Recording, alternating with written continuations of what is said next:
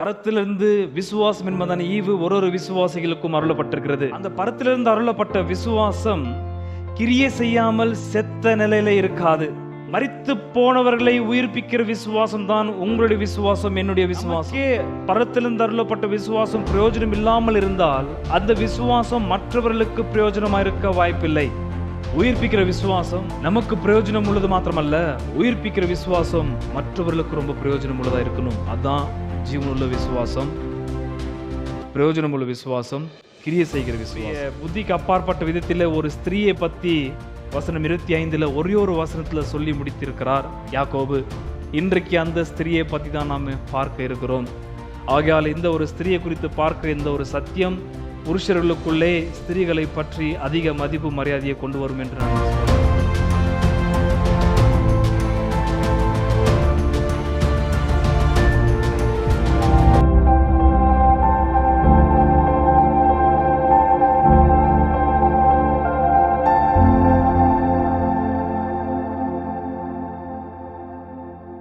James chapter 2 verses 21 to its last verse 26. நம்முடைய பிதாவாகிய Abraham தன் குமாரன் ஈசாக்கை பலிபீடத்தின் மேல் செலுத்தின போது கிரியைகளினாலே அல்லவோ நீதிமானாக்கப்பட்டான். விசுவாசம் அவனுடைய கிரியைகளோட கூட முயற்சி செய்து கிரியைகளினாலே விசுவாசம் பூரணப்பட்டதென்று காண்கிறாயே. அப்படியே ஆபிரகாம் தேவனை விசுவாசித்தன், அது அவனுக்கு நீதியாக எண்ணப்பட்டது என்கிற வேதவாக்கியம் நிறைவேறிற்று. அவன் தேவனுடைய சிநேகிதன் எண்ணப்பட்டான்.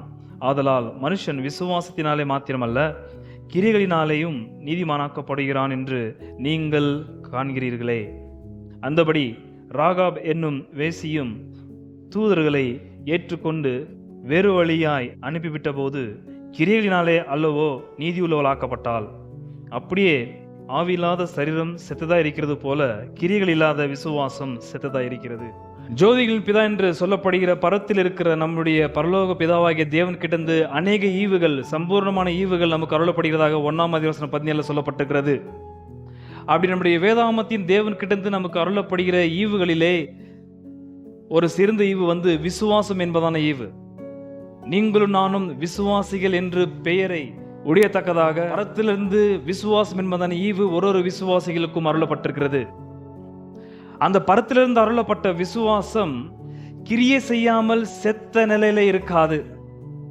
பரத்திலிருந்து அருளப்பட்ட விசுவாசம் உங்களையும் என்னையும் உயிர்ப்பிக்கிற விசுவாசமா இருக்கிறது.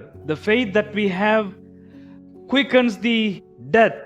மரித்து போனவர்களை உயிர்ப்பிக்கிற விசுவாசம் தான் உங்களுடைய விசுவாசம், என்னுடைய விசுவாசம். அப்படி விசுவாசம் உயிர்ப்பிக்கிற ஒரு நிலையில இருக்கிற ஒரு வல்லமை நிறைந்த விசுவாசமாக தான் உங்களுக்கும் எனக்கும் பரத்திலிருந்து ஜோதிகளின் பிதானிடத்திலிருந்து அருளப்பட்டிருக்கிறது. ஆகையால் தான் உங்களுக்கும் எனக்கும் பரத்திலிருந்து அருளப்பட்ட விசுவாசம் ரொம்ப பிரயோஜனம் உள்ளதா இருக்கிறது. நமக்கே பரத்திலிருந்து அருளப்பட்ட விசுவாசம் பிரயோஜனம் இல்லாமல் இருந்தால் அந்த விசுவாசம் மற்றவர்களுக்கு பிரயோஜனமாக இருக்க வாய்ப்பில்லை. பரத்திலிருந்து அருளப்பட்ட விசுவாசம் உங்களையும் என்னையும் உயிர்ப்பிக்கிற விசுவாசமா இருக்கிறது. ஆகையால் தான் 2ஆம் அதிகாரம் வசனம் 26 எப்படி முடிகிறது என்பதன கேள்விக்கு அப்படியே ஆவி இல்லாத சரீரம் செத்ததா இருக்கிறது போல கிரியைகள் இல்லாத விசுவாசம் செத்ததா இருக்கிறது. அப்ப பரத்திலிருந்து வந்த விசுவாசம் எப்படிப்பட்ட விசுவாசம் என்பதான கேள்விக்கு உயிருள்ள விசுவாசம், ஜீவனுள்ள விசுவாசம், பிரயோஜனமுள்ள விசுவாசம், கிரியை செய்கிற விசுவாசமா இருக்கிறது. ஆகையால் தான் இந்த கிரியை செய்கிற உயிருள்ள விசுவாசம் உங்களையும் என்னையும் தனிப்பட்ட வாழ்க்கையில நம்மை உயிர்ப்பிக்கிறது மாத்திரமல்ல, மற்றவர்களையும் உயிரோட வாழத்தக்கதாக கிரியை செய்கிற விசுவாசம் இருக்கிறது. இந்த உயிரில்லாத விசுவாசம் நமக்கு இருப்பதே ஆனால் அது எப்படிப்பட்ட விசுவாசம் என்றெல்லாம் 2 வாரமாக சொன்னேன். இன்றைக்கு வேணுமென்றால் மேல்நோட்டமாக இன்றைக்கு நான் சொல்லி முடிப்பேன். இந்த உயிருள்ள விசுவாசம் முதலாவது நம்மை பற்பல சோதனைகளில் இருந்து காக்கிறதா இருக்கிறது. இந்த உயிருள்ள விசுவாசம் ஐஸ்வர்யத்தின் மயக்கத்திலிருந்து நம்மை ரட்சிக்கிறது. இந்த உயிருள்ள விசுவாசம் சந்தேகத்திலிருந்து நம்மை காக்கிறது. இந்த உயிருள்ள விசுவாசம் பாதபட்சத்திலிருந்து நம்மை ரட்சிக்கிறது. இந்த உயிருள்ள விசுவாசம் நம்மை வீண் பெருமையிலிருந்து காக்கிறது. இந்த உயிருள்ள விசுவாசம் நம்மை சண்டையிலிருந்து விடுவிக்கிறது. இந்த உயிருள்ள விசுவாசம் நம்மை பிசாசுடைய ஒட்டுமொத்த ஆபத்திலிருந்து நம்மை விடுவிக்கிறது. இந்த உயிருள்ள விசுவாசம் அநேக காரியங்களை செய்கிறது. இப்ப நான் சொல்றதெல்லாமே 1 2 3 இந்த 5 அதிகாரத்தில் அடங்கி இருக்கிற காரியங்கள் தான். இப்படி ஒரு தனிப்பட்ட விசுவாசிக்கும் உயிருள்ள விசுவாசம் ரொம்ப உபயோகம் உள்ளதும் ஜீவனுள்ளதும் வல்லமையாய் கிரியை செய்கிறதுமாய் இருக்கிறது. ஆகையால் பரத்திலிருந்து அருளப்பட்ட இந்த உயிருள்ள விசுவாசம் செயல்படாமல் இருந்தால் எப்படி ஆவில்லாத சரீரம் செத்ததா இருக்கிறதோ அதே போல கிரியைகள் இல்லாத விசுவாசம் செத்ததா இருக்கிறது. உங்கள்ட்டையும் எங்கள்கிட்ட இருக்கிற என்னிடத்திலும் இருக்கிற விசுவாசம் செத்த விசுவாசம் என்று வேத வாக்கியம் சொல்லுகிறது. இன்றைக்கு நான் நமக்கு பிரயோஜனமா இருக்கிற இந்த உயிருள்ள விசுவாசத்தை பற்றி நான் இப்போ அதிகமாய் பேசாமல், பரத்திலிருந்து நமக்கு ஈவாக அருளப்பட்ட இந்த உயிருள்ள விசுவாசம் மற்றவங்களுக்கு எப்படி பிரயோஜனப்படுகிறது நம் நிமித்தமாக தான் இன்றைக்கு நான் உங்களுக்கு சுலபமாய் சொல்லி முடிக்க விரும்புகிறேன். போன வாரத்தில் ஆபிரகாமை வைத்து சொல்லி முடித்தது உங்களுக்கு நினைவு இருக்கும். ஆகையால் ஆபிரகாமை குறித்து நான் இப்போ ஆழமாக சொல்லாமல், அற்புதமான நம்முடைய புத்திக்கு அப்பாற்பட்ட விதத்தில் ஒரு ஸ்திரீயை பற்றி வசனம் 25 ஒரே ஒரு வசனத்துல சொல்லி முடித்திருக்கிறார் யாக்கோபு. இன்றைக்கு அந்த ஸ்திரியை பற்றி தான் நாம் பார்க்க இருக்கிறோம். ஆகையால் இந்த ஒரு ஸ்திரியை குறித்து பார்க்கிற இந்த ஒரு சத்தியம் புருஷர்களுக்குள்ளே ஸ்திரீகளை பற்றி அதிக மதிப்பு மரியாதையை கொண்டு வரும் என்று நான் விசுவாசிக்கிறேன். ஏனென்றால் பெண்கள் ஸ்திரீகள் என்றாலே சமுதாயத்திலே இப்போ பரவாயில்ல, நூற்றாண்டுகளுக்கு பிந்தி நீங்கள் எடுத்துக்கொண்டால் அவர்களுக்கு எந்த விதத்திலும் மதிப்பு மரியாதை இல்லை. அவர்களை மிதித்து போட்ட சரித்திரத்தை தான் நாம் பார்க்கிறோமே தவிர, அது முக்கியமாக இந்த தேசத்தில் அவர்களுக்கு எந்த விதத்திலும் கனம் கொடுத்ததை நாம் உலகத்தில் பார்ப்பதே கிடையாது. ஸ்திரீகளை ரொம்ப அழகாக, கனத்திற்குரியவர்களாக, கண்ணியமுள்ளவர்களாக எடுத்து காண்பிக்கிறது சத்தியமுள்ள வேத வாக்கியம்தான். ஆகையால் தான் புருஷன் யார், ஸ்திரீகள் யார், பிள்ளைகள் யார், அரசாங்கம் என்றால் என்ன, ஒட்டுமொத்த பூமியுடைய சமுதாயத்திற்கு அடுத்த மெய்யான சத்தியம் தெரிய வேண்டும் என்றால் வேதாமத்திற்கு நேராக நாம் வர வேண்டும்.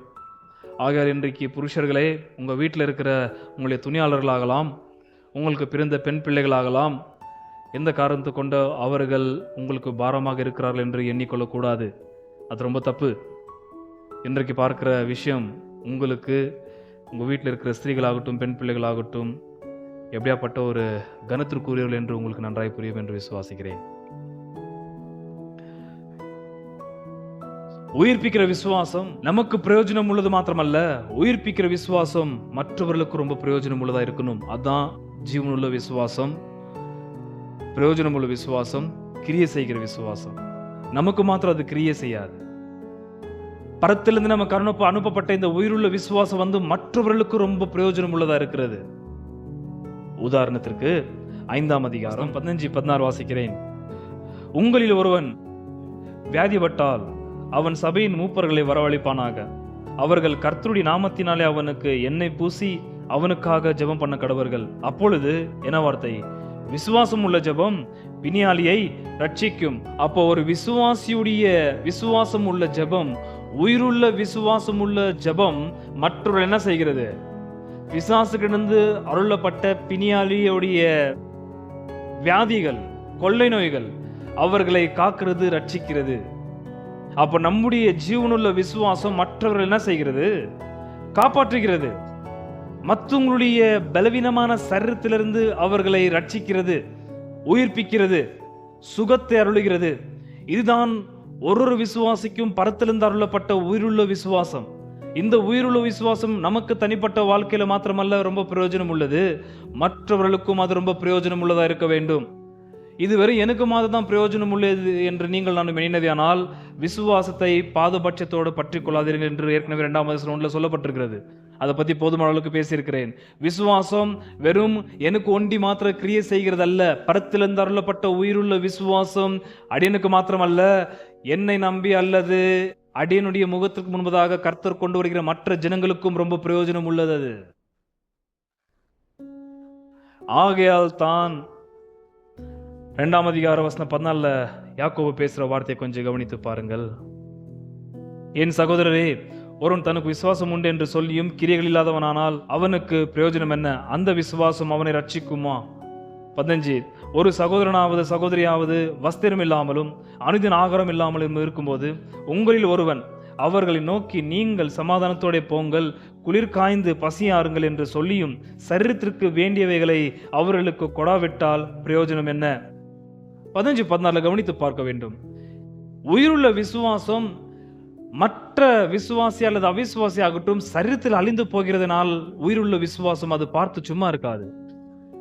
உடுக்க வஸ்திரமும் உண்ண ஆகாரமும் இல்லாமல் தவிக்கிற ஒரு மனுஷன், அது யாரா இருந்தாலும் சரி, கர்த்தருக்குள் இருந்தாலும் சரி, இல்லாதவனானாலும் சரி, உங்களுக்கு முன்பதாக எனக்கு முன்பதாக கர்த்தர் கொண்டு வரும் பொழுது நமக்குள் இருக்கிற உயிருள்ள விசுவாசத்தின் கிரியை எப்படிப்பட்டதா இருக்கணும்? எப்படியாப்பட்ட அந்த விசுவாசம் கிரியை செய்ய வேண்டும்? பரத்திலிருந்து நமக்கு அருளப்பட்ட விசுவாசம் மற்றவர்களையும் காப்பாற்றத்தக்கதாக உயிர்ப்பிக்கத்தக்கதான வல்லமை உள்ள விசுவாசம் தான் உங்களுக்கும் எனக்கும் கொடுக்கப்பட்டிருக்கிறது. வெறும் விசுவாசம் எனக்கு மாத்திர பிரயோஜனம் உள்ளதல்ல. வெறும் நான் மாத்திரம் கேட்டு வாங்கிக் கொள்வதற்காக விசுவாசம் அருளப்படவில்லை. வெறும் எனக்கு ரொம்ப நன்மை ஏற்படுத்துவதற்காக மாத்திரமல்ல விசுவாசம் கொடுக்கப்பட்டது. விசுவாசம் மற்றவர்களுக்கும் பிரயோஜனம் உள்ளதா இருக்கத்தக்கதாக நமக்கு விசுவாச கர்த்தர் கொடுத்திருக்கிறார். அப்படி பரத்திலிருந்து வருகிற விசுவாசம் நமக்கு மாத்திரமல்ல மற்றவர்களுக்கும் பிரயோஜனம் உள்ளது. உயிருள்ள விசுவாசம் நம்மை காப்பது மாத்திரமல்ல மற்றவர்களையும் சரீரத்தில் காக்கத்தக்கதாக கிரியை செய்கிறதா இருக்கிறது. கொஞ்சம் யோசித்து பாருங்கள். உங்களுக்கும் எனக்கு முன்பதாக உயிரில் தவிக்கிற சரீரத்தில் உயிருக்கு போராடி கொண்டிருக்கிற ஒரு சகோதரனாகட்டும் சகோதரி ஆகட்டும் நீங்கள் நானும் பார்க்கும் பொழுது நம்முடைய விசுவாசம் சும்மா இருந்தாக்கா அது என்ன விசுவாசம்? அது உயிருள்ள விசுவாசம் அல்ல. உயிருள்ள விசுவாசம் எப்போதும் உயிர்ப்பிக்கும். ஆகையால் தான் விசுவாசத்துக்கு உயிரை ஒப்பிட்டு பேசுறாரு. ஆவி இல்லாத சரீரம் செத்ததா இருக்கிறது போல கிரியைகள் இல்லாத விசுவாசம் செத்ததா இருக்கிறது. விசுவாசம் உயிருள்ளது. விசுவாசம் கிரியை செய்கிறது. விசுவாசம் உயிர்ப்பிக்கிறது. என்னை மாத்திரமல்ல மற்றவர்களுக்கும் அது உயிர்ப்பிக்கிற கிரியை செய்கிறதா இருக்கிறது விசுவாசம். அது ஏன்னா இந்த கோணத்துல இப்ப பேசிட்டு இருக்கிறனாக்கா அதுக்கு முக்கியமான காரணம் 25 இருக்கிற அந்த அற்புதமான பக்தி உள்ள ஸ்திரீ தான். ஆபிரகாமை பத்தி பேசும் பொழுது மற்றவங்களுக்கு பிரயோஜனம் உள்ள விசுவாசமாக அவருடைய விசுவாசின் கிரியை சொல்லவில்லை. தேவனுக்கு அதிகமாய் பிரியமா இருக்கிற கிரியை அவர் நடப்பித்தார். அவருடைய குமாரனாகிய ஈசாக்கை பலிபீடத்தின் மேல் பலியிட்டது நிமித்தமாக அவர் நீதிமானாக்கப்பட்டதாக வசனம் சொல்லப்படுகிறது. தேவனுக்குரிய விஷயமா இருக்கிறது. ஆனால் 25 சொல்லப்படுற ஸ்திரீயானவருடைய விசுவாசத்தை பத்தி பேசும் பொழுது தேவனுக்கு நேராக காண்பித்த கிரியை அல்ல, மனிதர்களுக்கு நேராக காண்பித்த கிரியை இருக்கிறது. 15-16 சொல்லப்படுகிற அந்த உயிரை காப்பாற்றுகிற உயிருள்ள விசுவாசத்திற்கு சிறந்த திருஷ்டாந்தமே 25 சொல்லப்படுகிற அந்த கனம் பொருந்தின ஸ்திரீ தான். ஆகையால் உங்களுக்கும் எனக்கும் இருக்கிற விசுவாசம் பிரயோஜனமற்ற விசுவாசமா இருக்கக்கூடாது. 17 வசனம் 2:17. அப்படியே விசுவாசமும் கிரியைகள் இல்லாதிருந்தால் தன்னிலே தானே செத்ததா இருக்கிறது. அப்போ விசுவாசம் செத்த விசுவாசம் அல்ல, விசுவாசம் உயிருள்ள விசுவாசம். நெக்ராஸ் என்பதன வார்த்தைக்கு டெட் பாடி, செத்த பிணம். உங்களுக்குள்ளும் எனக்குள்ளும் இருக்கிற விசுவாசம் உயிரோடு இருக்கிற விசுவாசம். அந்த உயிரோடு இருக்கிற விசுவாசம் எனக்கு மாத்திரம் ரொம்ப கிரியை செய்கிறது அல்ல, அந்த உயிருள்ள விசுவாசம் மற்றவங்களுக்கும் கிரியை செய்கிறதா இருக்கிறது. அது என்ன உயிருள்ள விசுவாசம் கிரியை செய்து மற்றவங்களுடைய உயிரை காப்பாத்துது. மற்றவங்களுடைய உயிருக்கு சேதாரம் உண்டாகாதபடிக்கு நமக்குள்ள இருக்கிற உயிருள்ள விசுவாசம் அந்த கிரியை காண்பிக்கிறது. ஆகையால் தான் 14-15 சொல்ல வார்த்தை, ஒருவன் வஸ்திரம் இல்லாமல் உடுக்க வஸ்திரம் இல்லாமல் உண்ண ஆகாரம் இல்லாமல் தவிக்கும் பொழுது ஒண்ணுமே நீ செய்யாமல் இருந்தால் உயிர்ப்பிக்கிற விசுவாசம், உயிர் கொடுக்கிற விசுவாசம் அப்படி மௌனமா இருக்குமா? உண்ண ஆகாரமும் உடுக்க வஸ்திரமும் தங்க இடமும் இல்லாத ஒரு மனுஷன் செத்து போவானே 2-3 நாளைக்குள்ள. அப்படி சாகாதபடிக்கு உன்னோட விசுவாசம் காப்பதற்கு ஏதாவது ஒன்று செய்யணும் இல்லையா? எப்படின்னா செத்து போட்டோம், என் விசுவாசம் என்ன காக்குது என்று நீங்கள் சொன்னால் 2:1 சொல்றது போலவே உன்னோட விசுவாசம் பாதபட்சம் உள்ள விசுவாசம். பாதபட்சம் உள்ள விசுவாசம் யாருக்கு சம்பந்தப்பட்ட விசுவாசம் தெரியுமா? 19 தேவன் ஒருவர் உண்டு என்று விசுவாசிக்கிறாய், அப்படி செய்கிறது நல்லதுதான், பிசாசுகளும் விசுவாசித்து நடுங்குகின்றன. பாதபட்சம் உள்ள விசுவாசம் எனக்கு மாத்திரம் அது உபயோகமா இருக்கும் என்று நீங்கள் நினைத்தே, ஆனால் அந்த விசுவாசம் பிசாசுக்கு அடுத்த விசுவாசம். பிசாசுக்கு இருக்கிற விசுவாசமும் நமக்கு இருக்கிற விசுவாசத்திற்கும் ஒரு வித்தியாசமும் இருக்காது. அவனுடைய விசுவாசம் அவனுக்கு ஒன்னுக்கும் உதவாது. அதே போல நீங்களும் நானும் எனக்கு மாத்திரம் பிரயோஜனம் உள்ளதாக எண்ணி அந்த விசுவாசம் உயிர்ப்பிக்கிற விசுவாசத்தின் உயிர்ப்பிக்கிற அந்த வேலையை காண்பிக்காமல் இருந்தது, ஆனால் பிசாசை எடுத்து காண்பிக்கிற விசுவாசமா இருக்கிறது. ஆனால் உயிர்ப்பிக்கிற விசுவாசம், என்னை மாத்திரமல்ல மற்றவர்களையும் உயிரோட காப்பாற்றத்தக்கதாக பரத்திலிருந்து அருளப்பட்ட உயிர்ப்பிக்கிற விசுவாசம் எப்படிப்பட்டது? 23 அப்படி ஆபிரகாம் தேவனை விசுவாசித்தான், அது அவனுக்கு நீதியாக எண்ணப்பட்டது என்கிற வேத வாக்கியம் நிறைவேறிற்று. அவன் தேவனுடைய சிநேகிதன் எண்ணப்பட்டான். இதை பற்றி போன வாரத்தில் நான் சொல்லி முடித்தேன். உயிர்ப்பிக்கிற விசுவாசம், உயிருள்ள விசுவாசத்தை செயல்படுகிற ஒரு விசுவாசியும் செயல்படுத்துகிற ஒரு விசுவாசியும் பார்க்கும்போது அவன் அல்லது அவள் தேவனுடைய சிநேகிதன் என்று சொல்லப்படுகிறது. என்ன தேவனுடைய சிநேகிதன் என்றால், தேவனுடைய நீதியை உடையவன், தேவனுடைய அன்புடையவன், தேவனுடைய இரக்கமுடையவன், தேவனுடைய சுபாவமுடையவன், தேவனுக்கு அடுத்த ஒட்டுமொத்த காணாத தேவனுடைய குணலட்சணங்களுடையவன், உயிருள்ள விசுவாசத்தை காண்பிக்கிற ஒரு விசுவாசி. அந்த உயிருள்ள விசுவாசத்தை காண்பிக்கிற ஒரு விசுவாசியுடைய செயல்பாடுகள் எல்லாமே காணாத தேவனை காண்பிக்கிறதா இருக்கிறது. காணாத தேவனுக்கும் காண்கிற இந்த மனுஷனுக்கும் ரொம்ப சம்பந்தம் இருக்கிறது, ரொம்ப நெருங்கின சம்பந்தம் இருக்கிறது, ரொம்ப நெருங்கின உறவு இருக்கிறது என்பதை உயிருள்ள விசுவாசத்தை காண்பிக்கிற ஒரு விசுவாசியுடைய செயல்பாடுகளை உலகத்தான் பார்க்கும்போது சொல்ற வார்த்தை, இவன் அல்லது இவள் காணாத தேவனுடைய சிநேகிதன், ஃப்ரெண்ட். ஆனா வெறும் கிறிஸ்தவர்கள் என்பதான விசுவாசத்திற்கு அடுத்த பேர்களை உச்சரிக்கிறவர்களோட பார்த்து சொல்ற வார்த்தை, பேரு தான் கிறிஸ்தவர்களுக்கு அடுத்த பேரு, ஆனா பிசாசுதான் உன் முகத்தை பார்க்கும்போது. அதான் பிசாசுகளுடைய விசுவாசம். 19 சொல்றவனாகவே நேரத்தின் அதிகமாக எடுத்துக்கொள்ளாமல் எனக்கு இந்த பக்தியுள்ள ஸ்திரீயை பத்தி உங்களுக்கு வெளிப்படுத்த நான் ரொம்ப வாஞ்சியா இருக்கிறேன். 25 எல்லாம் ரெடி ஆகுறீங்களா சகோதரிமார்களே? உங்களை குறித்துதான மகா சத்தியம் இது. சத்தியமுள்ள ஆவியானவர் யாராவது பெயரை எடுத்தாருனாக்கா அந்த இடத்துல நம்ம கொஞ்சம் நின்னும். எதற்காக ஒரு மனுஷனுடைய பெயரை சத்தியமுள்ள தேவனாகிய ஆவியானவர் சத்தியமுள்ள வேதாமத்தில் குறிப்பிறார் என்று. இந்த இடத்துல மாத்திரமல்ல, புதிய ஏற்பாடுல 3 இடத்துல இந்த அருமையான ஸ்திரீயுடைய பெயரையும் அந்த அம்மாவை பத்தி சொல்லும் போதெல்லாம் ஒரு அசிங்கமான, அலங்கோலமான, அவலட்சணமான, மரியாதை குறைவான பேரோடு தான் இந்த அம்மா வெளிப்படுத்துது வேத வாக்கியம். 25 அந்தபடி ராகாப் என்னும் என்ன வார்த்தை, மேல பார்த்தா பயங்கரமான புருஷன் ஆபிரகாம், விசுவாசத்தின் தகப்பன், நம்முடைய தகப்பனாகிய ஆபிரகாம் என்று சொன்னவருக்கு 25 பார்த்தீர்களானால் ராகாப் என்று சொன்னால் போதாதா? ராகாப் என்னும் வேசி என்ற வார்த்தை இந்த இடத்துல தேவாவியனவர் யாக்கோபு நிமித்தமாய் சொல்லி இருக்கிறார். ஏன் ஆபிரகாம் ஆகாரோட கூட உறவு வைக்கிறதுனால அவன் ஒரு வேசிக்காரன் என்று சொல்லக்கூடாதா? இவள் மாத்திரம் தான் வேசித்தனை ஜெயிச்சதுனால ராகாப் என்பதன வேசி பேர் பட்டத்தை கொடுக்கணுமா? ஏன் ஆபிரகாம் அநேக திருமணம் செய்து கொள்ளவில்லை? 25ஆம் அதிகாரத்துல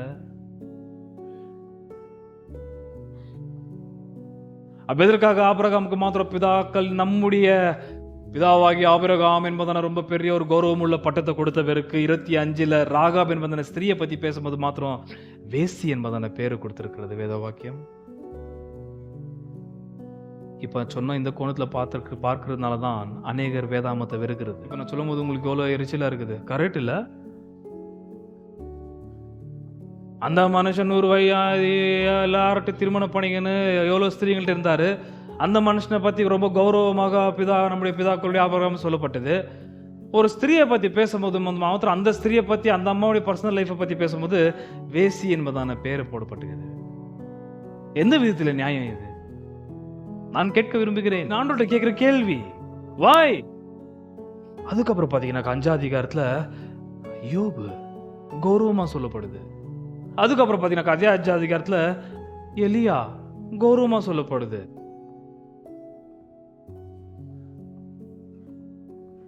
ஸ்திரியை மாத்தி பேசும்போது மாத்திரம் ஏன் வேசின்ற வார்த்தை போடப்பட்டிருக்கிறது? எவ்வளவு சங்கடத்துக்குரிய காரியம்.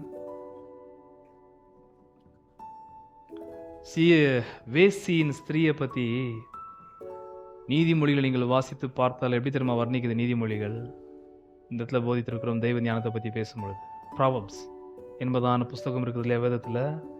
அந்த நீதிமொழிகள் வசன புஸ்தகத்துல வேசி ஸ்திரியை பத்தி பேசும்பொழுது பயங்கரமா பேசப்பட்டிருக்கும். உயிரை சூறையாடுகிறவள் அவள். புருஷனை கொன்று போடுகிறவள் அவள். அப்ப துணிக்க கூட கிடைக்காத அளவுக்கு பஞ்சத்தில சாக பண்ணுகிறவள், சாக செய்கிறவள் இந்த ஒரு வேசி ஸ்திரீ என்றுதான் நீதிமொழிகளை நாம் பார்க்கிறோம். தெய்வ ஞானத்தை பத்தி பேசின இந்த யாக்கோபுக்கு நீதிமொழிகள் தெரியாதா? 31 அதிகாரமும். அந்த 31 அதிகாரத்துல வேசி ஸ்திரீகளை பத்தி எப்படி பேசப்பட்டிருக்கு தெரியுமா? வேசியான ஒரு ஸ்திரீயானவள் எப்படி ஒரு ஆண்களையும் கொள்ளையிடுகிறாள், எப்படி கொல்லுகிறாள் என்று ரொம்ப பயங்கரமா பிசாசு கூட ஒரு படி மேலதான் வர்ணிக்கப்பட்டிருக்குது நீதிமொழிகள்ல. ஆனா ஆண்களை பத்தி பாத்தீங்கன்னாக்கா ரொம்ப நல்லவங்க மாதிரி சொல்லப்பட்டிருக்குது. ஆகையால் 25 வசனம் வாசிக்கும் போது எனக்கே முதலாவது இடரலா தான் இருந்தது. எதுக்காக இப்படி ஒரு வார்த்தையை போடுவோம்? இங்க மாத்திரம் போடல, திருப்ப நான் போகிறேன்.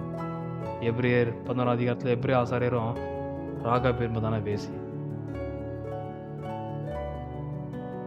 ஒரே ஒரு இடத்துல தான் வேசி இந்த அம்மா பத்தி பாவம் சொல்ல. அது எங்கன்னு பாத்தீங்கன்னாக்கா மத்திய 1 அதிகாரத்துல போவாஸுடைய தாயாகிய ராகாப்னு சொல்லப்பட்டிருக்குது.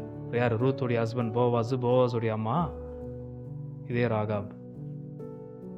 அங்க விட்டு அங்கே போட்டிருப்பாங்க வேசி என்பதான ராகாப். வாய் இடி போடும்போது பெண்களை கேரக்டர் அப்படிதான்ட்டு எடுத்து காண்பிக்கிறதுக்காகவா வசனம் இப்படி சொல்லப்பட்டுக்குது? ஆகையால் நான் இந்த சத்தியத்தை உங்களுக்கு இன்றைக்கு சொல்ல விரும்புகிறேன். இப்போ பேசுகிற இந்த சத்தியத்தை நீங்கள் கவனித்தீர்களானால் உங்க வாழ்க்கைக்கு ரொம்ப முக்கியமான ஒரு விஷயம் இது. என்னுடைய 25 வாசித்து உள்ள போக நான் விரும்புகிறேன். அந்தபடி ராகாப் என்னும் வேசியும் தூதர்களை ஏற்றுக்கொண்டு வேறு வழியாய் அனுப்பிவிட்ட போது கிரியைகளினாலே அல்லவோ நீதி உள்ளவளாக்கப்பட்டாள். ஆபிரகாமை பத்தி பேசும்போது அந்த வார்த்தையை இவர் இப்படி உச்சரித்து சொல்லவில்லை. 25 முதலாவது வார்த்தை அந்தபடி. 25 in the same way. ஹொமோயாஸ் என்பதான வார்த்தைக்கு அர்த்தம் அந்தபடின்னு சொல்லப்படுத்திருப்பான். எந்தபடி? அந்தபடி என்பதான வார்த்தை அங்க சொல்லும் போது 21க்கு லிங்க் பண்ணி பேசுறாரு. 25 வாசிக்கும் போது அந்தபடி ராகாப். 21 நம்முடைய பிதாவாகிய ஆபிரகாம் எப்படி ஆபிரகாம் நீதிமான் ஆக்கப்பட்டானோ அதே போலதான் ராகாபும் நீதிமானாக்கப்பட்டாள். புரியுதா? அங்க அந்தபடின்ற வார்த்தைக்கு அர்த்தமே எங்க கொண்டு போய் நிறுத்துது என்றால், ஆபிரகாமுடையதெல்லாம் எப்படி நீதி உள்ளதா இருக்கிறதோ, ஆபிரகாம் தேவனுடைய சிநேகிதன் என்று சொன்னப்பட்டானோ, ஆபிரகாமுக்கு எப்படி மதிப்பு மரியாதை இருக்கிறதோ, ஆபிரகாமுக்கு எப்படி கன மகிமினாலும் முடிசூடப்பட்டிருக்கிறாரோ, அதே போலதான் இங்க சொல்லப்படுற ராகாபும். இப்போ வந்து கொஞ்சம் சரியான பர்ஸ்பெக்டிவ்ல கவனிக்கணும் வேதத்தை. இது முன்னாடி நான் சொல்லிந்து சரியான பார்வையில பார்க்காமல் இருக்கிற கோணம் அது. ஆபிரகாமை பத்தி அப்படி உயர்த்தி பேசுறது, யோபை பத்தி உயர்த்தி பேசுறது. ஏன் யோபு மனைவி எடுத்துக்கினாக்கா யோபு மனைவி பத்தி சொல்லப்படுறது கிடையாது. அதுக்கப்புறம் பார்த்தா எலியா பத்தி உயர்த்தி பேசுறது. ஸ்திரீகள் எங்கே உயர்த்தி பேசுகிற ஸ்திரீகள் எங்கே? ஏன் பழைய ஏற்பாடுல ஸ்திரீகள் இல்லவே இல்லையா? ஏன் வசனம் 25 ராகாவை பத்தி எடுக்கிறாரு? ஏன் சாராள் இல்ல? ஏன் பக்தியோட ஸ்திரீங்க கிடைக்கலையா இவருக்கு? அன்னாள் இல்லை, ரூத் இல்லை. நல்ல பக்தி உள்ள பழைய ஏற்பாடு ஸ்திரீகள் இருக்கிறார்கள். ஏன் ஆண்டவருடைய தாயாராகிய மரியாள் அம்மா இல்லையா? எலிசபெத் அம்மா இல்லையா? இவர்களுடைய பெயர்களை சொல்லி இவர்களுடைய விசுவாசத்தின் கிரியைகளை இவர் எதற்காக காண்பிக்காமல் ராகாபை பத்தி எடுத்து அந்த அம்மாவுக்கு பக்கத்தில் ஒரு பட்டம் என்னவென்றால் ராகாப் என்னும் வேசி என்ற வார்த்தையை போட்டு அந்த அம்மா அப்படிதான் வேத வாக்கியம் வர்ணிக்கிறது. அந்த கோணத்தில் நீங்கள் பார்த்தால் உங்களுக்கு ரொம்ப பிரஜுடைஸ், எரிச்சலும் பகையும் உண்டாகும். வேதத்தை பார்க்கும்போது, வேதாமத்தின் தேவனை பார்க்கும்போது இப்ப சரியான கோணத்தில் பார்க்க வேண்டும். முதலாவது அந்தபடின்ற வார்த்தைக்கு அர்த்தம் ஆபிரகாமை நாம் எப்படியெல்லாம் கனத்திற்குரியவராக அவருடைய விசுவாசத்துல பார்க்கிறோமோ அதே போல ராகாப் என்பதான வேசியாக வேசி தொழில் செய்து கொண்டிருந்த இந்த அம்மா எப்படி தன்னை வெளிப்படுத்தினாலோ அந்த அம்மா எப்போ விசுவாசத்தை உடைந்து விசுவாசத்தின் கிரியை காண்பித்தாலோ ஆபிரகாமுக்குரிய எல்லா கனமும் மதிப்பும் மரியாதையும் உயர்வும் இந்த ஸ்திரீயும் உடையவளா இருக்கிறாள். புரிஞ்சுதுங்களா? யார் இந்த ராகாப்? இந்த ராகாப் யாருன்றது உங்களுக்கு தெரியுமா? உங்களுக்கு கொஞ்சம் ஸ்டோரி மாதிரி சொன்னாதான் உங்களுக்கு புரியும். இந்த அம்மாவுடைய அற்புதமான விசுவாசத்தின் கிரியை பற்றி சொல்லும்போது, நீங்கள் உங்கள் வீட்டில் இருக்கிற விசுவாசம் உள்ள துணியாளர்கள் பெண்கள் இருந்தால் அவங்களையும் நீங்கள் மதிக்கிறதுக்கு ஐயப்படக்கூடாது. மதிக்கிற விஷயத்தில் அசட்டை பண்ணக்கூடாது. ஆபிரகாம் எப்படி ரொம்ப கனத்திற்குரியவராக இருக்கிறாரோ அதே போலதான் இந்த இடத்துல சொல்லப்படுகிற ராகாவும் ரொம்ப மதிப்பு மரியாதைக்குரிய ஒரு ஸ்திரீ. யார் இந்த ராகாப்? பொர்னேயா. அந்தபடி ராகாப் என்னும் வேசி என்பதான வார்த்தை சொல்லப்படுது. வேசின்ற வார்த்தைக்கு அந்த பொர்னேயா, ப்ராஸ்டிடியூட், அதாவது உடலை பணத்திற்காக ஒப்பு கொடுத்து பணத்தை சம்பாதிக்கிற ஒரு ஸ்திரீயாக அந்த பொர்னேயான்ற வார்த்தை எடுத்து காண்பிக்கிறது. அந்த மாதிரி அந்த அம்மாவுடைய ஒரு தப்பான பாவமான வாழ்க்கையை எடுத்து காண்பிக்கிற அந்த அம்மாவுடைய தொழிலை எடுத்து காட்டிட்டு தான் அந்த அம்மாவை வர்ணிக்கிறது வேத வாக்கியம், ராகாப் என்பதான வேசி என்று. இந்த அம்மா எங்க இருக்கிறாங்க? எரிகோ மதில் மேல தன்னுடைய வீடை கட்டி எரிகோ மதில் வழியாக இறங்கி போகிற எந்த ஒரு ஆட்களானாலும் சரி, அவர்கள் தங்குவதற்கும் புசிப்பதற்கும் இன்கீப்பர், வெறும் லாட்ஜ் மாத்திரம் கிடையாது, அவர்களுக்கு உடல் உறவு தேவை என்றாலும் இந்த அம்மா அதுக்கு ஏற்ற எல்லா வசதிகளையும் ஏற்படுத்துகிறவர்கள் மாத்திரமல்ல, இந்த அம்மாவே தன்னை அந்த ஒரு ஊழியத்திற்காக ஒப்பு கொடுத்த ஒரு பாவமான செயலை செய்து கொண்டு வந்த ஸ்திரீ. இந்த அம்மாவை பத்தி தான் இந்த இடத்துல சொல்லப்படுகிறது. ஆனா இந்த இடத்துல இந்த அம்மாவை பத்தி சொல்லும் பொழுது அற்புதமான ஒரு விஷயம் என்னவென்றால், இந்த அம்மாவை பத்தி பேசின வேத பகுதி இடத்துல தான் இன்னொரு விஷயமும் பேசப்பட்டிருக்கிறது. இப்போ நான் அதை தான் உங்களுக்கு சொல்ல விரும்புகிறேன். இந்த அம்மா எப்படியாப்பட்ட ஒரு, இவங்க விசுவாசம் என்பதான உயிர்ப்பிக்கிற உயிருள்ள விசுவாசத்தை பெறுவதற்கு முந்தி இவங்களுடைய வாழ்க்கை ரொம்ப பாவமான வாழ்க்கையா இருந்தாலும், வேசியின் வாழ்க்கையா இருந்தாலும், சரீரத்தை பாவமான காரியத்திற்கு ஒப்பு கொடுத்து பணத்தை சம்பாதிக்கிற ஸ்திரீயாக இருந்தாலும், உயிருள்ள விசுவாசம் வந்தவருக்கு இந்த அம்மா செஞ்ச வேலை என்ன?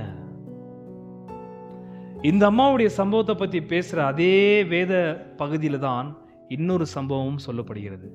யோசுவா புஸ்தகம் 5ஆம் அதிகாரம் வசனம் 4-6 வரைக்கும் வாசிக்கிறேன்.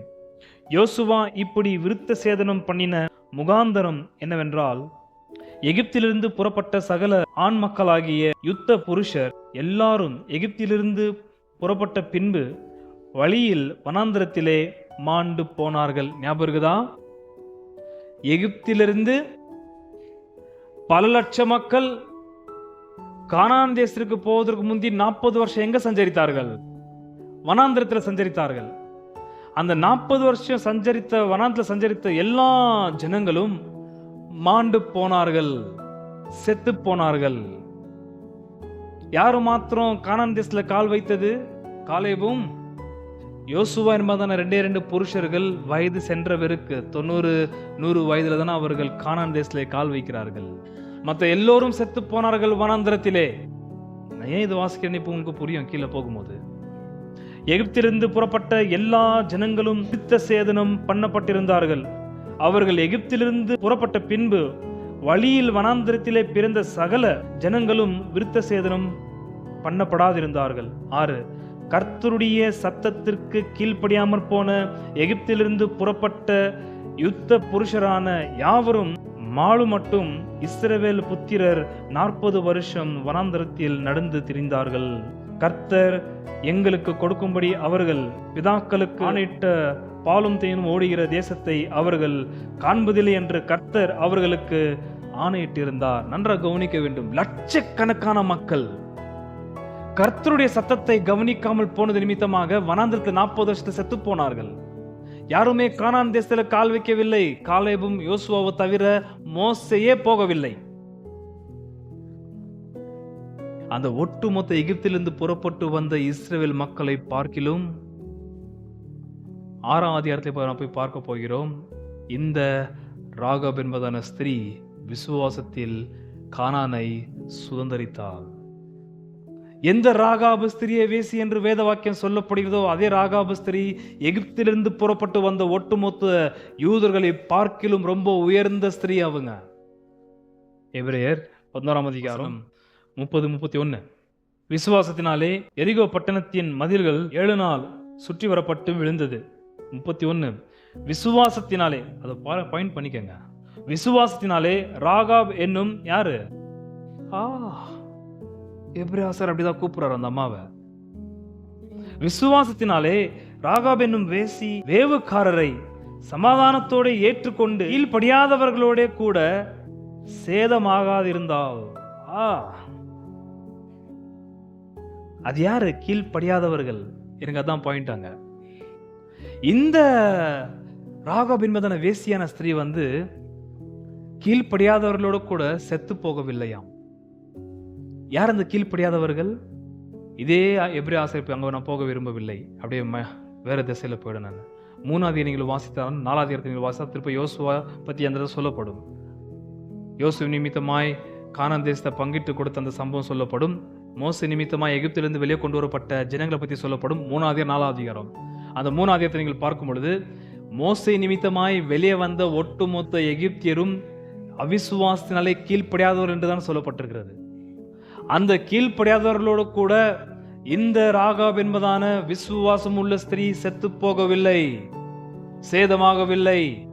இந்த ராகாப் என்பதான ஸ்திரீ விசுவாசத்தினாலே பிழைத்தாள், உயிரோடு இருந்தாள். அப்படி எந்த ராகாவை பற்றி வேசி என்பதான வார்த்தை, அதை நான் அப்புறம் சொல்வேன் கடைசியில் எதற்காக வேசி என்ற வார்த்தை இந்த அம்மாக்கு கொடுத்து வேத வாக்கியம் இப்படி வெளிப்படுத்துகிறது என்று. இந்த அம்மா வேசி என்பதான பேர் கொடுக்கப்பட்டது உண்மைதான். ஏன்னா அந்த அம்மாவோட தொழில் அதுதான்.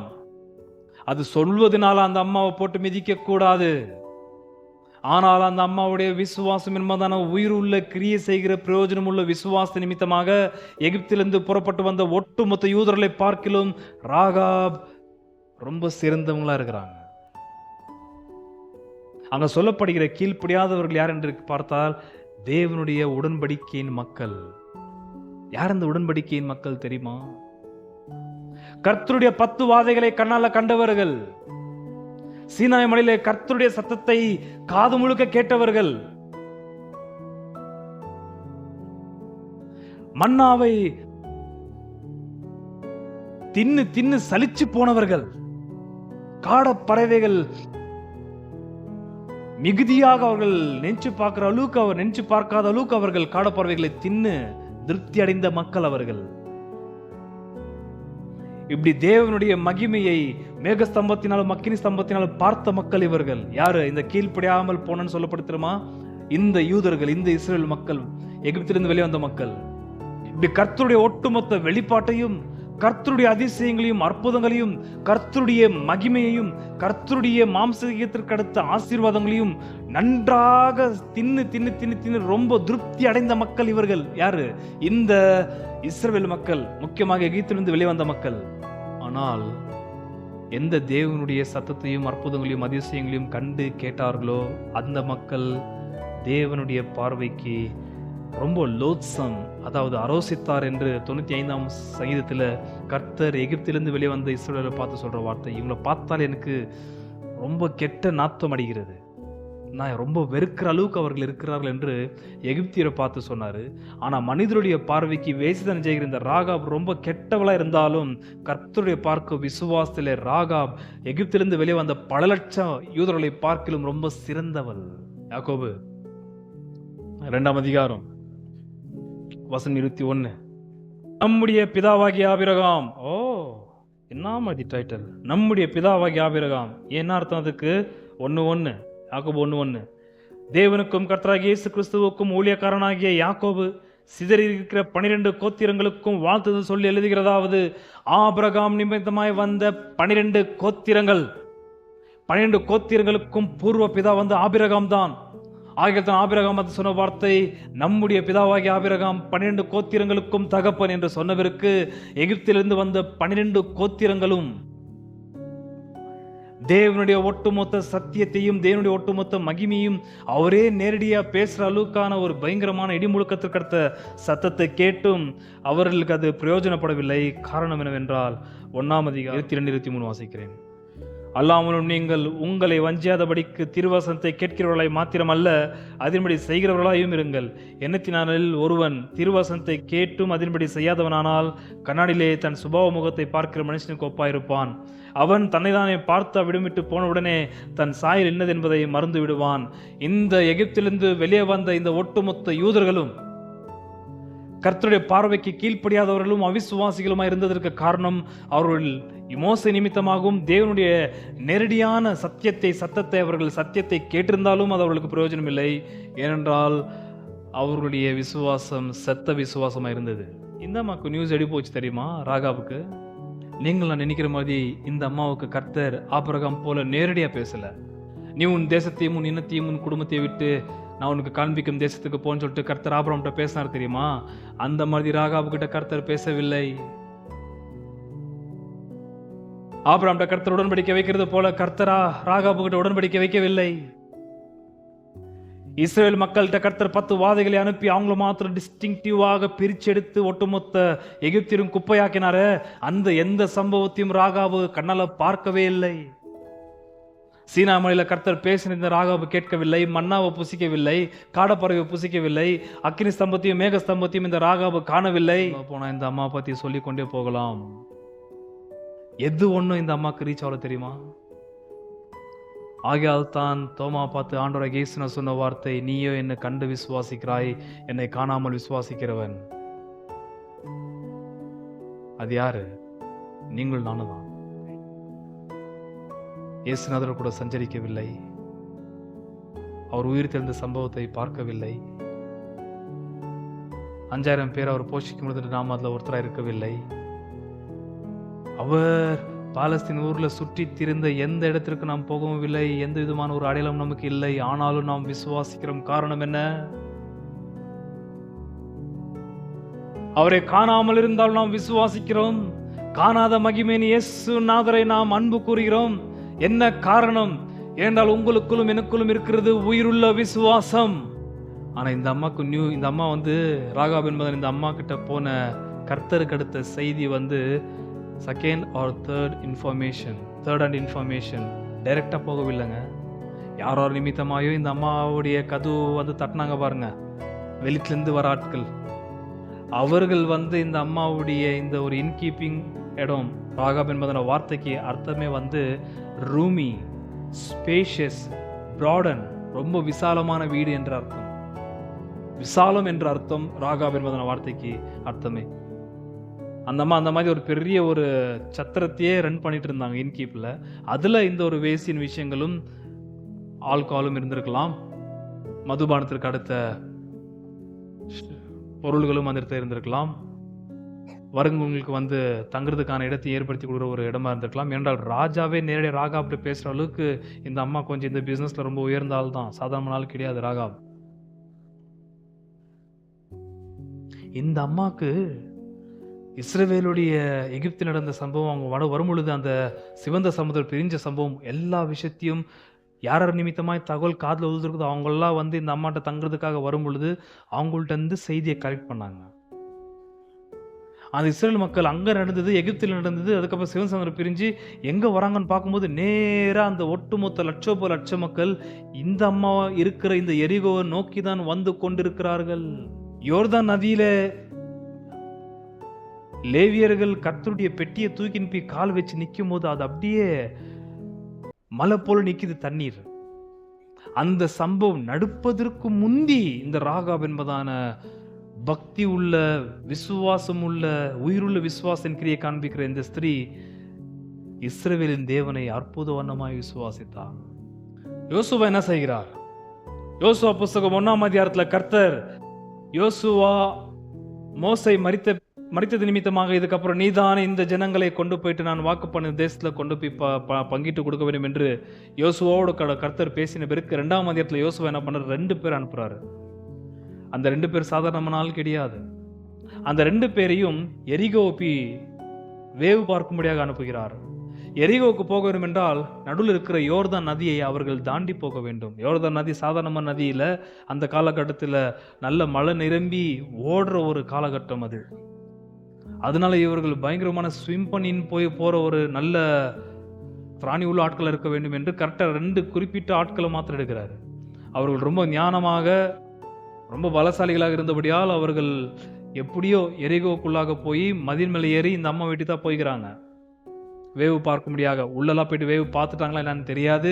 வேவுல பார்த்து வந்து இந்த அம்மா குடியிருக்கிற இடத்துல வந்து அவங்க வசித்தாங்களான்னு தெரியாது. அல்லது உள்ள போறதுக்கு முந்தையே இந்த அம்மா வீட்டுக்குள்ள போயிட்டு எல்லா தகவலும் வாங்க வேண்டுமான்னு தெரியாது. ஆக மொத்தத்தில் வந்த இந்த 2 வேவுக்கார் யார் என்பது ராகாபுக்கு நன்றாய் தெரிந்தது. தெரிந்த பட்சத்தில் இந்த 2 பேர் உள்ள நுழைந்தார்கள் என்று ஏற்கனவே பயந்து கலங்கியிருக்கிற அந்த எரிகோ பட்டணத்து ராஜா, ஆட்கள், அதிபதிகள் எல்லோருக்கும் தெரிய வந்து இந்த மாதிரி 2 பேர் உள்ள வந்திருக்கிறாங்கன்னு.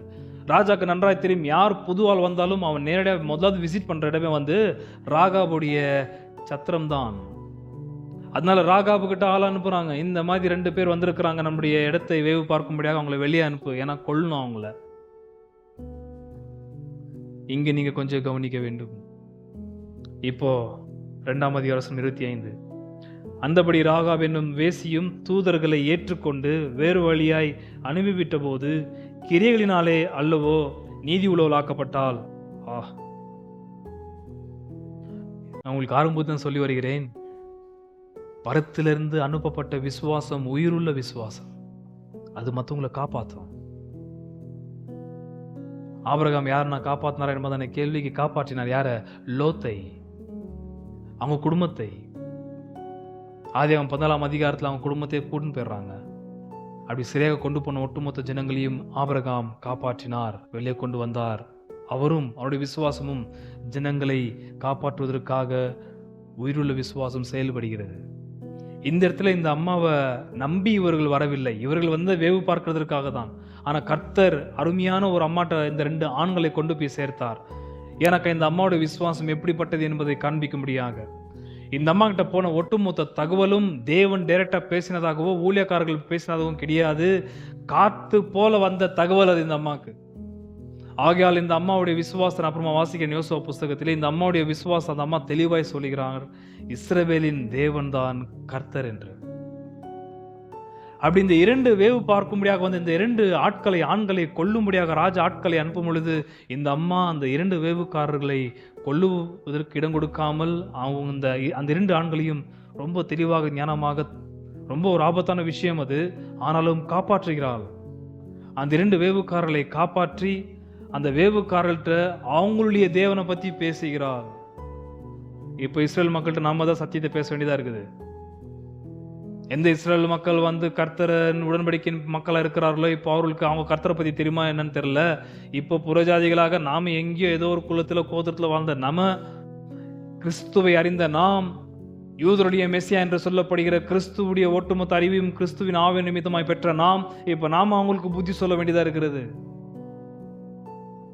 இதே போல வெள்ளக்காரனுக்கும் சுவிசேஷம் நாம பேசுறது. ஒரு காலகட்டத்தில் வெள்ளக்காரங்க வந்தாங்க நம்மளுக்கு சுவிசேஷம் பேசுவதற்கு 100 வருஷங்களுக்கு முந்தி. இப்போ அவங்க நிலைமை வந்து நாம போய் இப்போ அவங்களுக்கு சுவிசேஷம் பேச வேண்டிய ஒரு நிலைக்கு வந்திருக்கிறோம். ஏன்? அவள்கிட்ட இருக்கிறதெல்லாம் வந்து செத்த விசுவாசமா இப்ப இருக்கிறது. இந்த சைடு ஏசியா மக்கள் நம்ம மக்கத்துல வரும் பொழுது பார்க்கிறது எல்லாமே கிரியை செய்கிற உயிருள்ள விசுவாசத்தை காண்கிறார்கள் வெள்ளக்காரர்கள். இப்ப நாம அங்க போன்மாகுது சுவிசேஷத்தை எடுத்துக்கின்னு. அவங்களுக்கு இருக்கிற விசுவாசம் எல்லாம் பிசாசு போல வெறும் அறிவுள்ள விசுவாசம், செத்த விசுவாசம். 25. அந்தபடியே ராகாப் என்னும் தூதர்களை ஏற்றுக்கொண்டு காட்டி கொடுத்தால் அல்ல, தூதர்களை ஏற்றுக்கொண்டு வேறு வழி அனுப்பிவிட்ட போது கிரிகளினாலே அல்லவோ நீதி உள்ளவள் ஆக்கப்பட்டால். என்னுடைய கேள்வி, அந்த அம்மா அந்த 2 வேவுக்காரர்களை பார்க்கும் வரைக்கும் நிச்சயமாய் வேசியின் தொழிலை செய்து வந்தது சந்தேகமே கிடையாது.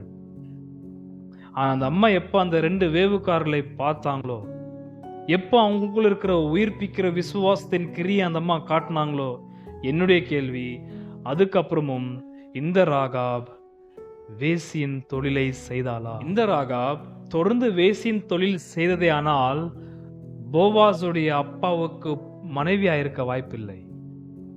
நியாயாதிபதிகள் புஸ்தகத்துல பார்க்கும் பொழுது ராஜா இல்லை. ரூத்து புஸ்தகத்துல பார்க்கும் பொழுது போவாஸ் நிமித்தமாய் வந்த தாவீது. அந்த போவாஸ் யாரு? அவங்க அப்பா பத்தி அவ்வளவு சொல்லப்படவில்லை. மாறாக அந்த போவாஸுடைய அம்மா வேற யாரும் அல்ல, இந்த ராகாபு தான். இவங்க வேசியாக இருந்தது உண்மை. அந்த வேசியின் வாழ்வை மாற்றினது உயிர்ப்பிக்கிற ஜீவனுள்ள விசுவாசம். எவ்வளவு பேர் இன்னும் பழைய வாழ்க்கையில இருக்கிறோம். அந்த அம்மாவுடைய வாழ்வு மாறினது.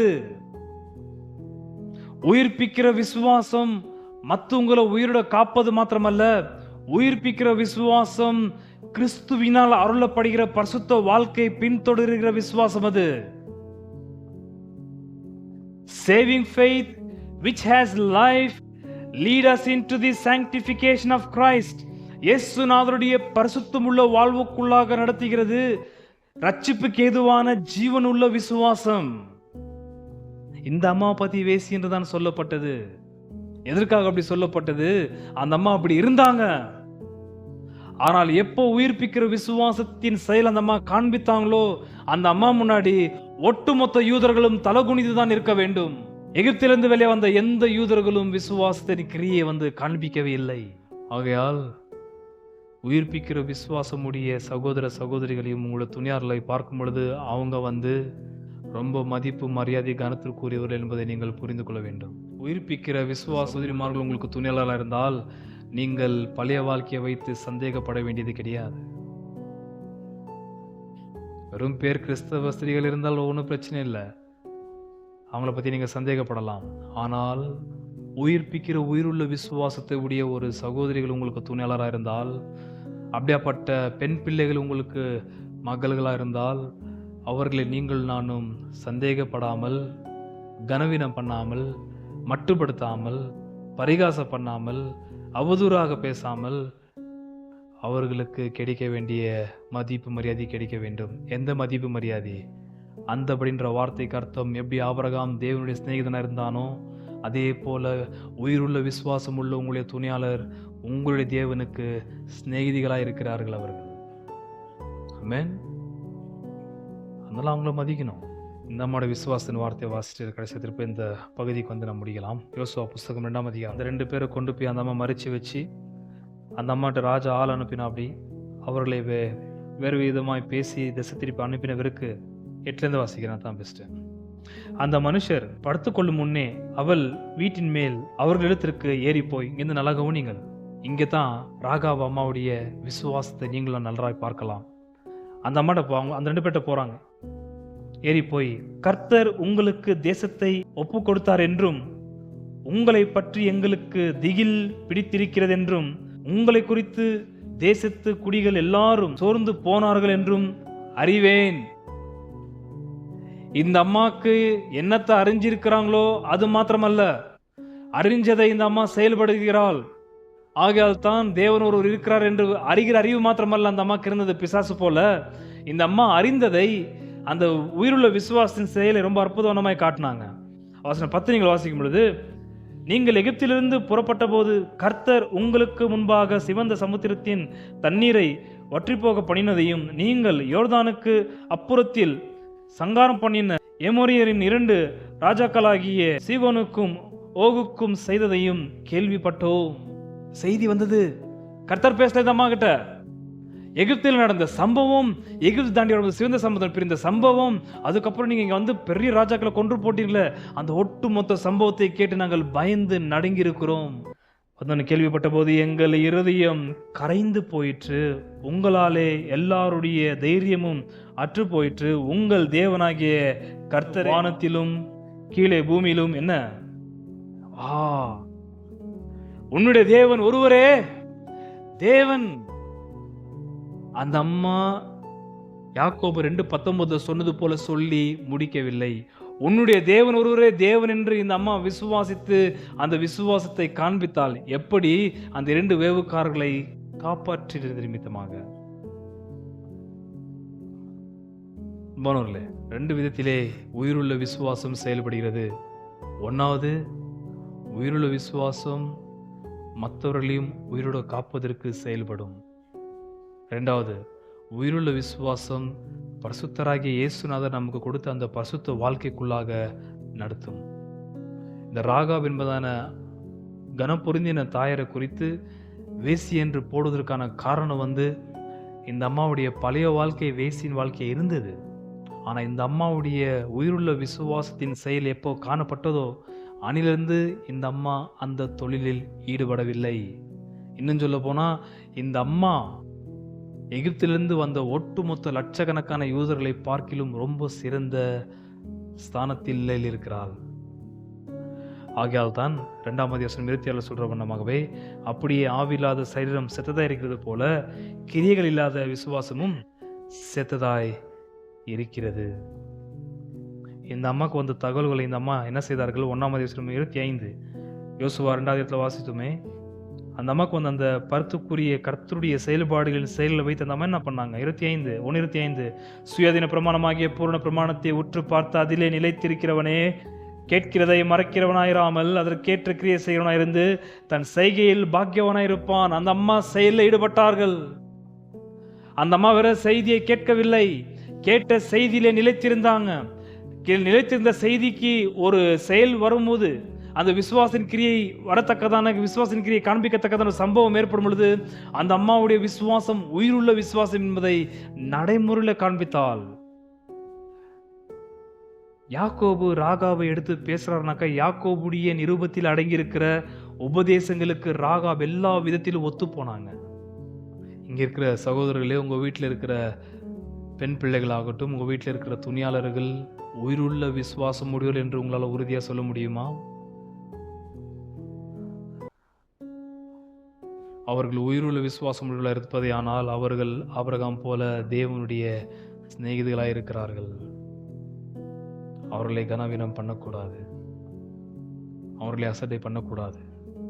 அவங்களுடைய கீழ்ப்படியாமல் ஏதோ ஒரு பாவ கிரியை வைத்துக்கொண்டு அதை வச்சு வச்சு வச்சு பேசிட்டு இருக்கக்கூடாது. அது ரொம்ப ஒரு பாவத்திற்கு அடுத்த விஷயம். இதற்காக ஸ்திரியை பற்றி இந்த இடத்துல பேசினார் என்று நான் ரொம்ப யோசிக்கும் பொழுது, வசனம் 15 ஒரு சகோதரனாவது ஒரு சகோதரியாவது என்று 2 பேரையும் யாக்கோபு இந்த இடத்துல ரொம்ப தெளிவாய் குறிப்பிடுறாரு. ஆனால் 14 வாசிக்கும் பொழுது என் சகோதரரே, நீங்கள் திருப்ப 1ஆம் அதிகாரம் 2 வாசிக்கும் பொழுது என் சகோதரரே, அப்படி என் சகோதரரே சகோதரன்னு சொல்ற எல்லா இடத்துலையும் 2ஆம் அதிகாரம் 1 வாசிக்கும் பொழுது என் சகோதரரே, திருப்ப வசனம் 14 என் பிரியமான சகோதரரே, எல்லா இடத்துலையும் சகோதர சகோதரர் சொன்னூர். 2ஆம் அதிகாரம் 15 வரும் பொழுது ஒரு சகோதரனாவது ஒரு சகோதரியாவது என்று சொன்னவருக்கு சகோதரன் என்பதான ஸ்தானத்தில் ஆபிரகாமை துஷ்டாந்தப்படுத்தி காட்டுகிறார். சகோதரி என்பதான ஸ்தானத்தில் ராகாவை துஷ்டாந்தப்படுத்தி காண்பிக்கிறார் யாக்கோபு. எப்படி அவருடைய விசுவாசம் ரொம்ப உயிருள்ள விசுவாசமா இருந்தது என்பது. ஹல்லேலூயா. ஆகையால் உங்க வீட்டில் இருக்கிற சகோதரிமார்கள் துணியார்கள் யாராவது இருந்தால் அவர்களுக்கு உயிருள்ள விசுவாசம் இருக்குமானால் நீங்கள் நான் நினைக்கிற மாதிரி அவங்க சாதாரணமான ஆள் கிடையாது. அவர்கள் நம்முடைய தேவனுடைய சிநேகிதிகளாக இருக்கிறார்கள். ஆகையால் ஆபிரகாமுக்கு கொடுக்க வேண்டிய மதிப்பு மரியாதை இந்த உயிருள்ள விசுவாசம் உள்ள பெண்களுக்கும் ஸ்திரீகளுக்கும் புருஷர்களுக்கு கொடுக்கிற கட்டாயத்தில் இருக்கிறீர்கள். நாம் கொடுத்துதான் ஆக வேண்டும். தட் டியூ ரெஸ்பெக்ட், அந்த ஒரு கொடுக்க வேண்டிய மதிப்பு அவர்களுக்கு கொடுத்துதான் ஆக வேண்டும். ராகாபு வேசி பண்ணினதை வேத வாக்கியம் சொல்லியிருந்தாலும், எதற்காக வேசின்ற வார்த்தைக்கு அவள் அந்த வாழ்க்கையில் வாழ்ந்திருந்தாலும் உயிருள்ள விசுவாசம் அவளை கிறிஸ்துவின் பரிசுத்த வாழ்க்கைக்கு நேராக நடத்தினது. ஆகிய இந்த திருச்சபையிலே உயிருள்ள விசுவாசம் உள்ள ஸ்திரீகளுக்கும் பெண் பிள்ளைகளுக்கும் எப்போதும் மதிப்பு மரியாதை நிறைவாக இருக்கும். அது நாங்கள் கொடுக்கவில்லை, வேதம் உங்களுக்கு கொடுக்கிற ஒரு ஸ்தானம். அது உயிருள்ள விசுவாசம் உள்ள எந்த பெண்களுக்கும் ஸ்திரீகளுக்கும் வேத வாக்கியம் கொடுக்கிற ஸ்தானம் எப்போதும் ரொம்ப உயர்ந்த ஸ்தானம் தான். இந்த ராகாப் என்பதான ஸ்திரீ நீங்கள் பார்க்கும் பொழுது வேசின்னு சொன்ன ஒன்று அத்தை பிடிச்சிக்க கூடாது. அந்த அம்மா அந்த தொழில் இருந்தாங்க. அதுக்கப்புறம் அந்த அம்மா இயேசுநாதருடைய பரிசுத்தம் உள்ள வாழ்க்கையை உயிருள்ள விசுவாசத்தை வைத்து வாழ ஆரம்பித்தார்கள். அதனால புருஷர்களே, ஏதோ ஒரு பழைய சம்பவத்தையும் பழைய காட்சியையும் பழைய காரியத்தையும் பழைய வாழ்க்கையை வைத்து அவர்களை நீங்கள் குத்தி காட்டுவது நியாயமல்ல. அவர்கள் கிறிஸ்துவுக்குள்ளான ஒரு புதிய விசுவாசத்திற்குள்ளாக போகும் பொழுது அதை நீங்கள் அப்ரிஷியேட் பண்ண வேண்டும், பாராட்ட வேண்டும். அவங்களுக்குள்ள இருக்கிறது கிரியை செய்கிற விசுவாசம் என்று நீங்கள் சொல்ல வேண்டும். அவங்களுக்குள்ள இருக்கிற விசுவாசம் கிரியமுள்ள விசுவாசமாக இருக்கிறதுனால தான் அவங்கள ஒட்டு ஒன்றா போகாமல் இருக்கிறாங்க. இல்லைனாக்கா எங்கேயோ எப்படியோ போயிட்டு இருப்பாங்க. ஏன்னா நீங்கள் நினைக்கிற மாதிரி இல்லை பூமி. எந்த பக்கம் திரும்பினாலும் சோதனையும் கண்ணியும் கவர்ச்சியும் தான் நிறைந்திருக்கிறது. வழி விலகாமல் போவதற்கு இருந்ததுக்கு காரணம் என்ன? கர்த்தர் அருளின இரக்கத்தின்படியிலே அவர் கொடுத்த கிரியை செய்கிற விசுவாசம்தான். ஆகத்தான் தான் இன்னும் அப்படியே இருக்கிறாங்க. சிறு வயதில் புருஷன் இழந்து போன சகோதரிகளும் முன்னும் அவர்கள் வழி விலகி போகாமல் இருப்பதற்கு காரணம் என்ன? கிரியை செய்கிற உயிருள்ள விசுவாசம்தான். அவர்களுக்கு மதிப்பு மரியாதை நாம் கொடுக்காமல் யார் கொடுப்பார்கள்? நாம் தான் கொடுக்க வேண்டும். ஏன் கொடுக்க வேண்டும்? வேத வாக்கியம் அந்த ஸ்தானத்தை அவர்களுக்கு அருளி இருக்கிறது. What a friend we have in Jesus, all our sins and griefs to bear. What a privilege to carry everything to God in prayer. Oh, what peace we often forfeit. Oh, what needless pain we bear. All because we do not carry everything to God in prayer.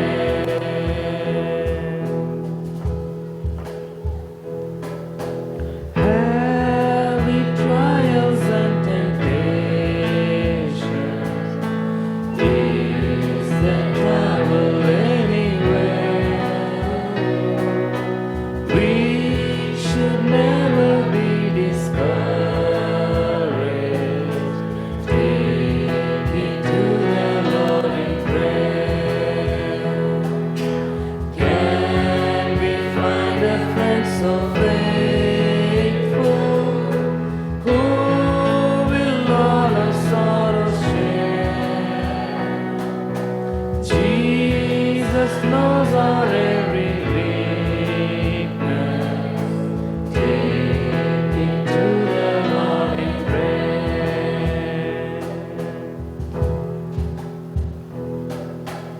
Are we weak and heavy laden, covered with the load of pain? Precious Savior, still our refuge. Take it to the Lord in prayer. To thy friends despise forsaking,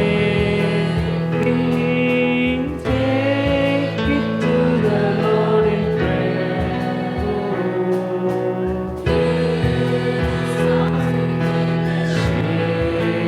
Shielding, thou wilt find a solace there. One more time from the beginning, all together. What a friend we have in Jesus, all our sins and griefs to bear. What a privilege to carry everything to God in prayer. Oh, what peace we often forfeit. Oh, what needless pain we bear.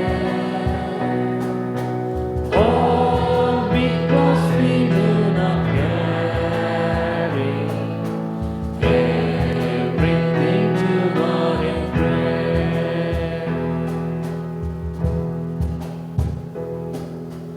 Heavy trials and temptations, these that travel anywhere. We should never be discouraged.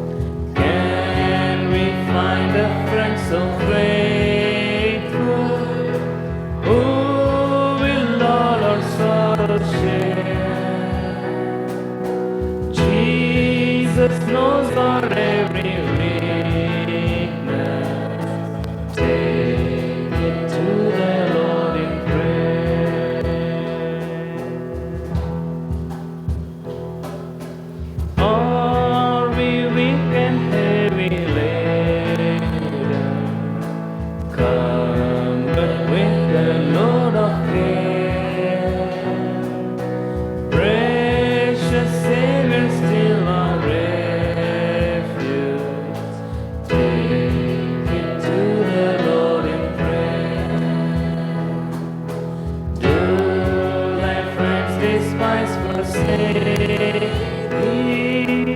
me.